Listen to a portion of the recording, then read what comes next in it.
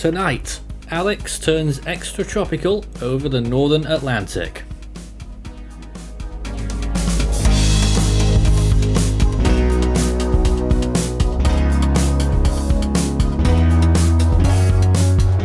And now the latest around the wide world of tropics. Tropical Weather Bulletin for June 7th. We wait with trepidation as the tropics remain fairly quiet on the whole, with Alex turning post-tropical much earlier in the day. It was the 28th storm of the year so far to be of a nameable standard. It's now moving well off past Bermuda over the North Atlantic Ocean and is extratropical. There it is once again. Day 7 of Atlantic hurricane season. What's left of it will then race off towards the northeast, bypassing the Azores by a considerable distance, and then up towards Iceland and the British Isles, and then we'll pass north of there towards Scandinavia. Day 24 of Pacific hurricane season, and we have now marked a small chance, a 10% for the next 5 days area of interest that could appear off the coast of the same old place we're looking at for Agatha. So something new to watch out for once again here, but no other real specifics so far. No areas of interest in the Western Pacific, whose slumber continues at this time. 2 storms to its name this year. At this point, you'd expect something to be happening there, but really we're not seeing anything even out to long range, and the Indian Ocean remaining very quiet. I know in my last tropical weather bulletin we had the southwest Indian Ocean marked. That small threat has now completely disappeared. So let's start with satellite imagery of Alex. This is what's left of it right now, and to its credit, not looking too bad on this latest satellite imagery, the infrared. Some significant convection still blowing up, but what you will fail to notice on here, and just because we've not got visible, it's past dark here now, the center of what this would be, Alex, is still well off to the southwest, so that convection is well away from the center, and it has already transitioned to cold core at this point, and probably did so a while ago. Here's a look at the North Atlantic Ocean as a whole right now, or as far as we can see out towards the east, and Alex is still dominating the picture off towards the north there. Generally elsewhere, just a little front extending down towards Cuba. In the Eastern Pacific, you can see that there's quite a lot of disorganized action going on in the far eastern part of the ocean, in the almost equatorial zones. Decent amounts of thunderstorm activity, and that might brew into what becomes maybe our next tropical cyclone further down the line, but it's still about a week away. Western Pacific looking rather dormant right now, as you'd expect, as we know it is in terms of the full picture of names. A bit of convection blowing up around the tropical zones over Micronesia, but otherwise pretty quiet. Extratropical cyclone just off the coast of Japan, about to possibly undergo explosive bomb genesis, whatever they call it out there in the extratropical zones.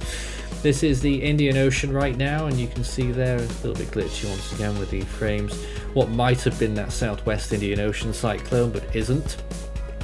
And the Australian region showing generally a monsoonal pattern across Indonesia and over towards Papua New Guinea, and also of course up towards the North Indian Ocean basin as well. A quiet picture and a average picture right now here. So sea surface temperatures have recovered quite a bit after Agatha. 28 degrees, quite comfortably in a large part of the Eastern Pacific, although the 30s have now disappeared. The Western Atlantic after Alex, there's a little bit of upwelling, but not very much. Temperatures generally comfortably reaching 28 degrees Celsius once again, and infiltrating a large part of the Gulf of Mexico now. Just 1 or 2 little cool spots in the usual place off the Yucatan and also off Florida. North Indian Ocean, fairly warm. I'm not expecting anything anytime soon here, of course, with how the patterns are climatologically speaking, but 30 degrees nonetheless. The Western Pacific, we've still got that big trail extending off the Philippines of 30 degrees Celsius waters now, and the 28 isotherm extending beyond Taiwan almost to Okinawa now, which is getting currently to 26. Southern coast of Japan, 26 degree Tong is getting very close to the southern part of Kyushu, the main islands that is. South China Sea remains a little bit hit and miss, one or two cooler than average areas just along the coast of China, but generally look at this pattern. You can see very warm sea surface temperatures in the central Pacific up further north in the subtropical latitudes. The La Nina effect though is still taking hold in the eastern part of the Pacific Ocean. The Atlantic generally above average, slightly cooler than average around western Cuba and the western Caribbean. This is the ocean heat content building up. If you've been watching these over the last few weeks, those temperatures are increasing, or rather the heat content is, and the eastern Pacific leaves much to be desired. It's not going to get, storms aren't going to get any favours from the oceanic heat content there. Western Pacific boiling at a depth down in the Philippine Sea, but that's also expected. So this is what the models are showing us now, the GFS, and you can see Alex's, what's left of Alex's journey, taking it, deepening out over the northeastern part of the Atlantic Ocean.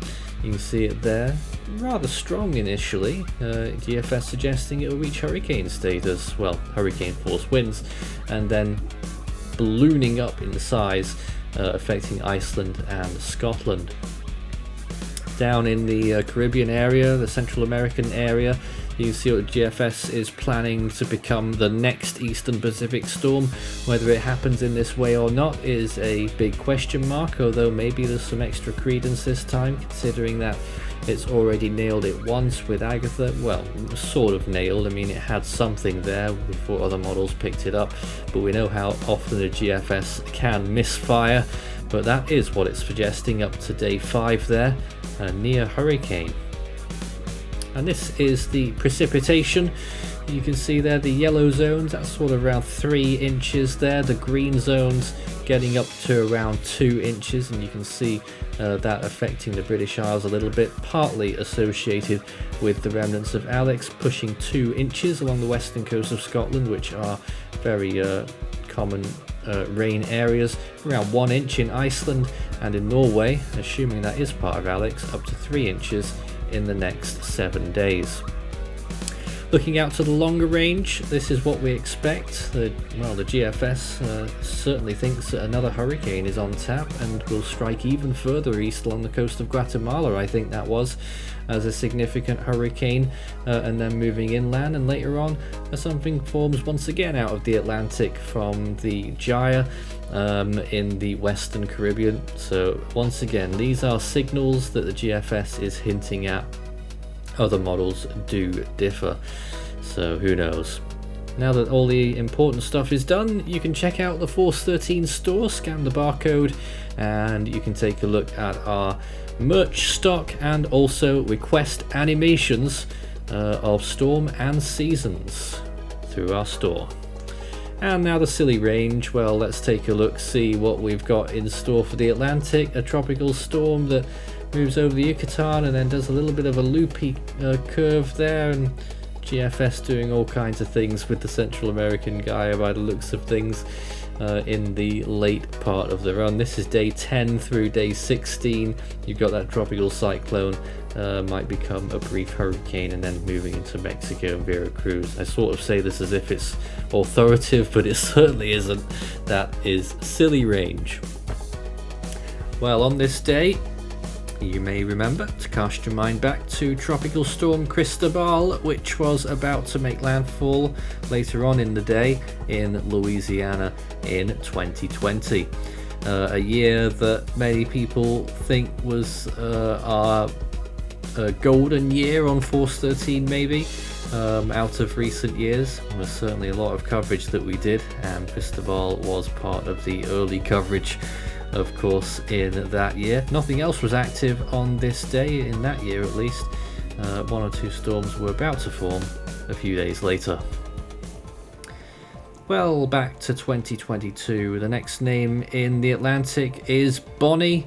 In the Eastern Pacific, we're looking out for Blas. And in the Central Pacific, the next name on list 1 is still Hone. Sorry. In the Western Pacific, we've got Chaba coming up next. And in the North Indian Ocean, the next storm we're looking out for is Citrang. Code unclassified, of course. We were in code blue briefly as the remnants of Alex were passing by Bermuda, quickly dropped out of it again. In the Australian region, the next name is Darian, Southwest Indian Ocean, Let Lama, and the South Pacific, we're looking out for Harley. That's all for now. We'll have another tropical weather bulletin, as always, tomorrow night.